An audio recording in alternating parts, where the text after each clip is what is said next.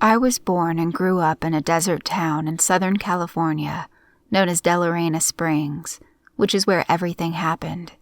It started with the Delarena Dozen.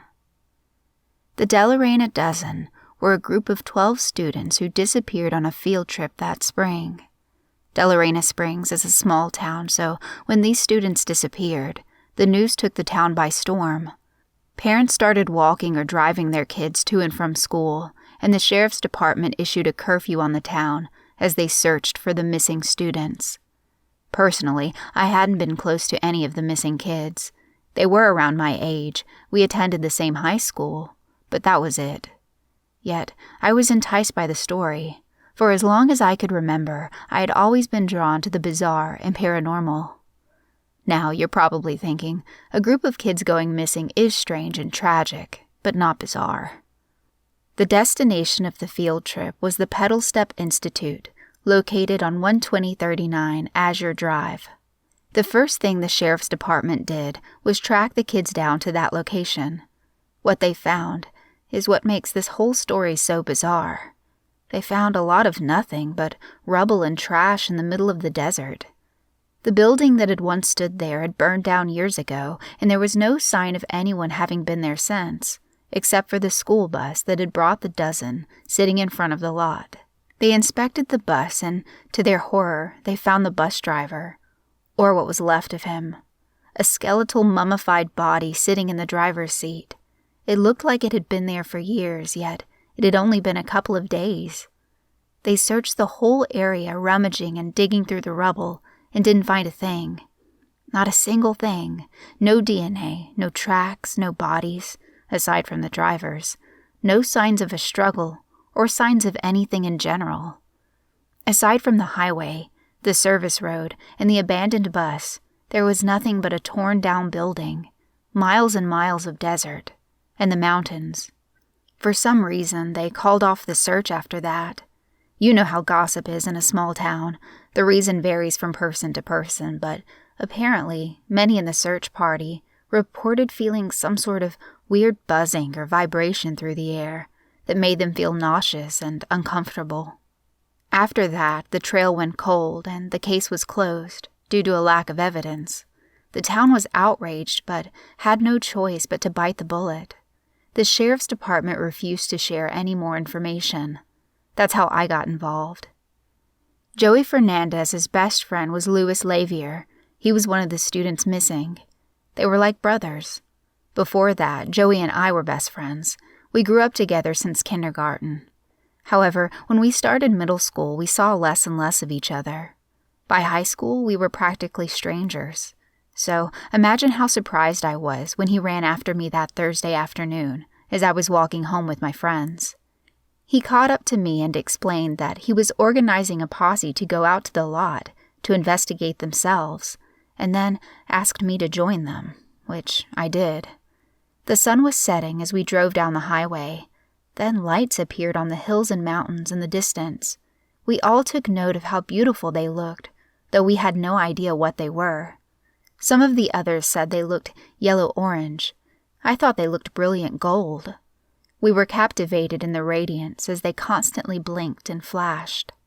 Suddenly, we heard a police siren, blue and red flashes from behind us as someone told us over a megaphone to pull over.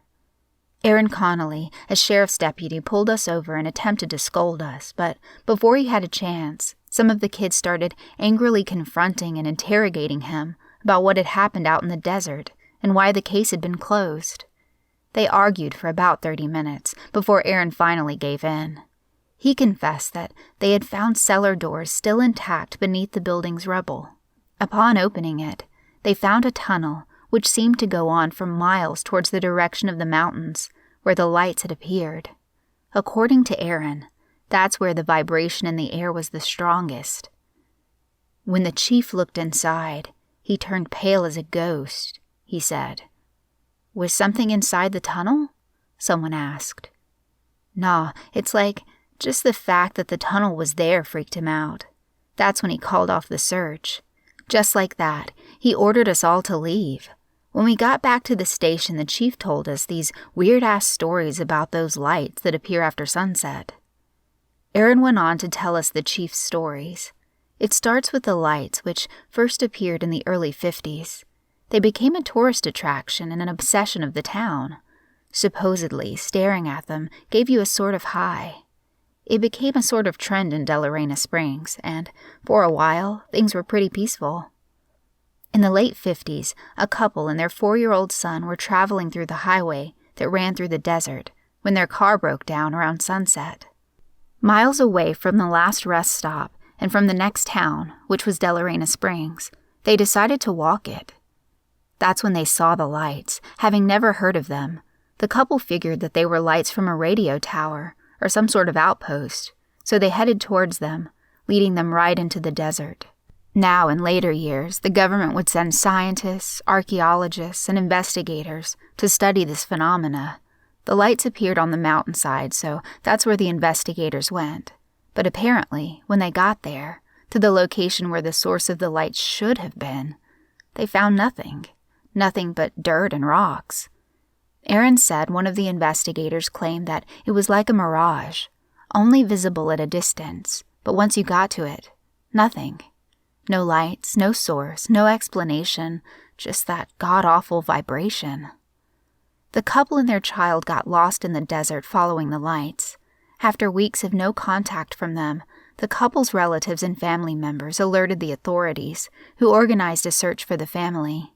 They found their car abandoned by the road, within only a couple of days. The search then extended to the desert. After almost a month of searching, they found them alive, to everyone's relief. Unfortunately, they had become feral and animal-like, crawling or scurrying on all fours. Their skin pink and red from the burns from the sun, their hair long, matted, and like their skin, covered in grime and dirt. Their nails had grown to resemble claws. They forgot how to speak and only growled. The only words they seemed to still be able to pronounce were Lord, Savior, Lights, Great, and Merciful. They were taken into a hospital where doctors and mainly psychiatrists and speech therapists tried to rehabilitate them. Upon close study, investigators came to the conclusion that the couple and their child survived through hunting down and devouring small rodents and drinking their blood to stay hydrated. They began worshiping the lights as their provider and God. It took years, but thankfully the child was rehabilitated, learned how to speak and fully function as a civilized person, and lived a long and peaceful life. The parents weren't so lucky and remained feral till the day they died. Everyone considered it an isolated incident. The next incident happened around the 60s during the hippie movement. A group of about 8 or 9 hippies camped out in the desert, told the townsfolk they had heard of the lights and the high it gave to those who stared at them long enough. This group wanted to find enlightenment and inner peace and thought they could do so by staring at the light as much as they could. For 20 days they stared at the lights every day after sunset. On the 23rd day, half of the hippies came back to the town hysterical. They were freaking out about hearing some kind of enormous voice in their heads. They claimed the voice had started speaking to them around the 15th day. It started off as a small, unintelligible whisper, and every day it got louder and clearer. They said the voice kept telling them horrible things in grotesque detail. The voice demanded they act upon cruel and inhumane acts. Eventually, 4 of the hippies began bleeding from their noses, ears, and eyes. They complained of having excruciating headaches which throbbed every time the voice spoke to them. Then, ones who were bleeding started losing consciousness. That's when the rest ran into town. A few hours later, the ones who lost consciousness arrived and began to terrorize the town. They were psychotic and indomitable. The sheriff and his posse must have shot each one of them 8 times before they finally dropped dead. They seemed to have developed some kind of superhuman resilience. The remaining hippies, who were still plagued by the voice, were taken into an asylum and studied by the government. About a year later, the government sent a team to investigate the anomaly of the lights. They eventually found a small opening on the mountainside, which led into a forgotten and abandoned mine within the mountains, and they deduced that the source of the lights came from within, and somehow, just after sunset, the lights were visible through the mountain's surface. The team traveled inside to explore. Within a couple of days, they returned unscathed, at least physically. A couple were injured, but that was it. If they found something, they did not speak of it. They came back with no notes, no samples, no pictures, nothing, no data or evidence of anything in the slightest. If anything, they had left things. They returned with less than half the equipment they had gone in with. The townsfolk of Delarena Springs had been very interested in the progress of the team, so the day they came out of the mines, the townsfolk were waiting attentively to hear about what the team had found. The members of the team were grave and somber. Some were weeping. One of those weeping was the head of the investigation, a decorated archaeologist, a man who had seen and done so much, weeping. Without hesitation, he ordered that the entrance be sealed off using a detonation of dynamite. No matter how much the townsfolk would press him and the others for answers, they would not respond. They packed their remaining equipment, and just before leaving, the head of the investigation finally spoke. "Mankind, what cocky, arrogant creatures we are. We think the universe is our playground. We are so eager to become familiar with every single undiscovered inch of it. But some things aren't meant to be discovered. Some things are just too much for our tiny and mundane comprehension. You have no idea how small and insignificant we all are in the real scheme of things.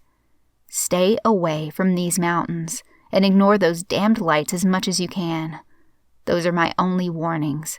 My colleagues and I have now washed our hands of all of this. If you're stupid enough to get curious, know whatever happens next is of your own doing." And with that, they left.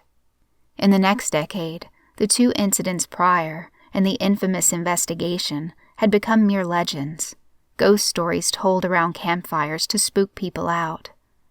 The last incident occurred during the mid-70s. An entrepreneur arrived, intent on building the Pedal Step Institute. When asked what it was, he would respond in cryptic and ambiguous answers like, "helping further humanity on its journey to perfection." No one knew what it meant exactly. In about a year, his team of architects and construction workers finished a building in the outskirts of the desert, but they continued working for about 2 more years. After that, the guy finally pronounced the building finished. He then started looking through the town for people he could recruit for a secret experiment. He then revealed why the work on the building had taken so long. They had built an underground tunnel which led from the Pedal Step Institute to the mountains. The experiment was simple. He wanted 10 subjects to camp within the mines. He successfully recruited 10, and the day of the experiment, they all met at the institute. When the time came, 6 ended up backing out after learning what they were required to do. Only 4 went in. The 6 waited in the building until one of the 4 ran back hysterical. Apparently, he had changed his mind and began to travel back. The 3 left carried on with a team of scientists. It was about 20 minutes later when the ground seemed to shake. Then he began to hear whispers of some unknown language coming from everywhere, followed by echoed screams coming from deeper within the mines. A few scientists came running towards him. One bumped into him, knocking him to the side. Suddenly, 2 blue blurs zoomed past and tackled the scientists. They seemed to be people. It was 2 of the volunteers that had continued into the mines. They were different. Their skin was pale blue, and the color of their irises were blood red. They began eating the scientists. The volunteer took this opportunity to sneak away, and when he thought he was far away enough, he ran for it. After hearing his story, the 7 of them ran into town to get help. The townsfolk then remembered the warning given to them by an investigation team years ago. They gathered buckets of gas, glass bottles, rags, and matches, then quickly made their way to the institute.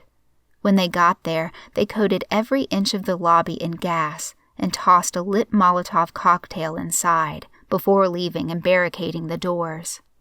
As they watched the building begin to burn, voices began coming from inside the building, pleading at first, but then aggressive and demanding. Then, blood-curdling screams that seemed like the howls of hungry, desperate animals. They watched as the building collapsed in on itself and continued to burn as the screams eventually died down. When the building had burned down completely, they found many mutilated and severed body parts that had been charred, and 3 intact corpses. The volunteers. Eventually, the government showed up, confiscated all the remains, and left once again without divulging any information whatsoever. The townsfolk decided never to speak of what occurred. They made up their minds that it would be in everyone's best interest if the lights and the 3 incidents were forgotten. Aaron sent us home after that. We were all in a daze from the stories. We were slowly digesting what we had heard. On the drive home, a couple snapped out of it and began calling bullshit on what Aaron had told us, but there was a somber lull over everyone. I think, as crazy as some of the stories were, we all somehow felt they were true for some reason, and that scared us. "You thinking what I'm thinking?" Joey finally asked when there were only a few other kids left to drop off. "Maybe," I said, my head replaying Aaron's stories over and over. "We need a distraction. A riot in the town square might hold their attention long enough for us to get some answers." "What?" "That's not what you were thinking?" "Of course not. I was thinking about what Aaron said. I was thinking, what if the disappearances of Lewis and the others has to do with something involving the lights?" "You actually bought that shit?" he scoffed. "Geez, Jake, growing up, I knew you were gullible, but this is ridiculous." "At least hear me out." "Fine. What if someone else tried to finish what the guy in the last story tried to do? What if the lights did something to someone, changed them, the way they changed those volunteers from the last story?" He was silent for a long time. No, it can't be true," he assured, although I felt he was speaking more to himself than he was to me. For a couple of days, nothing happened. Then, the first body appeared. A couple days after that, another, and then another. All in the desert, each in the middle of a large cryptic circle with strange signs on it. According to the sheriff's department, the markings were words in Latin, a message. "In the name of sin, I, Pride, sacrifice this mortal, who in my eyes represents humility," is what it said on the first circle. The corpse placed in the center was Lewis's. The next day, a second corpse appeared. "In the name of sin, I, Wrath, sacrifice this mortal, who in my eyes represents patience." And for 3 more days, a new corpse would appear in a circle of blood, with a message similar to the first 2, in which the writer refers to himself as one of the 7 sins and claims they sacrificed the victim who represented a virtue. After the 5th corpse had stopped. Then, they came. A meeting was called in the town square, and when everyone arrived, we saw them. 7 of the Delarena dozen. Pale blue skin and blood-red eyes. They revealed they were the ones who had sacrificed the other 5, but that was not enough. They needed 2 more. A portion of the crowd broke off and ran to get the sheriff. Upon arriving to the station, they came upon a horrifying scene. Everyone in the station had been slaughtered, from the deputies to the chief himself. While there, we got their guns. We were on our own. The 7 of the Delarena dozen gathered a small group of kids. Among them was Ariana, Joey's crush. They demanded not to be followed and left for the mines, saying they needed to present the hostages to him to see who would make a good sacrifice. The townsfolk once again organized a posse and, armed with the guns left behind at the station, we made our way to the mines.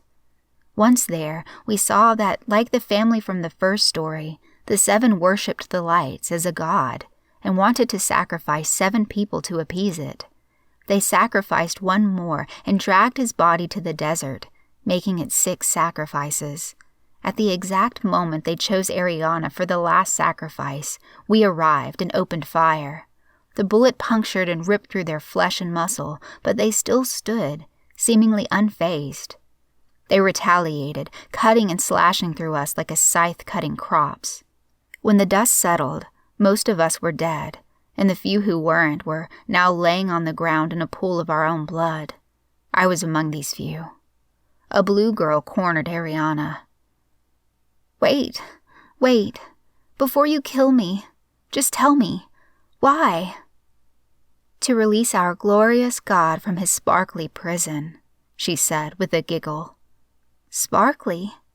What are you talking about? The lights, of course. I thought the lights were your God. No, the lights are what's keeping him from entering our realm. But to destroy the lights, the 7 of us must represent a sin and sacrifice someone who represents a virtue. Suddenly, there was a purple flash and we all saw it. A black starless sky and a rocky dark gray landscape. And in the middle, a gargantuan creature on all 4s with sharp horns sticking out from its back and the back of its head curving upward. The near sight of it filled me with a deep, inconsolable dread. The creature was in a sleeping position, as if sensing that it was being watched. It stood up and then bared its long, sharp rows of fang-like teeth. Then we were all back in the chasm with the light shining all over the interior of it. They looked weaker. Ariana managed to slip away, but the blue girl was right on her tail, with the others following behind. "Jake, shoot me!" she screamed as she ran towards me. "She has to be the one to do it. No one else can kill me for the ritual to work. We can't let that thing into our world." I did have a gun in my hand. "Do it! Please! If you kill me, it will ruin it! Kill me!" I knew it was our only option, the lesser of 2 evils, but how could I take someone else's life? The blue girl tackled her. The sound of the gun crashed through the air. Ariana went limp. The blue girl's smile faded instantly and was replaced by a bratty frustration like that of a spoiled child. I held the gun out in front of me, shocked at what I had just done. The others caught sight of what had occurred. Almost in unison, they let out screams of protest. She was right. Suddenly, there was an impossibly loud, groan-like sound, and the chasm began to shake violently. And then, everything went dark. I woke up in a different version of what seemed to be my room, inside a different version of my house, in a completely different city. I asked my family and friends, who had no recollection of what had happened, or even our hometown of Delarena Springs. I searched it up in desperation. Delarena Springs doesn't exist, never has, and there is no record of any place by that name. There is another difference. In this world, the city of Los Alamos has become Los Angeles. I have yet to find out what else has changed, but right now, the most important question is how everything changed and why. I also feel as if I'm starting to forget Delarena Springs and everything that happened in it. That's why I wrote this. Also to try and find someone else, anyone else, who might remember our original world or reality.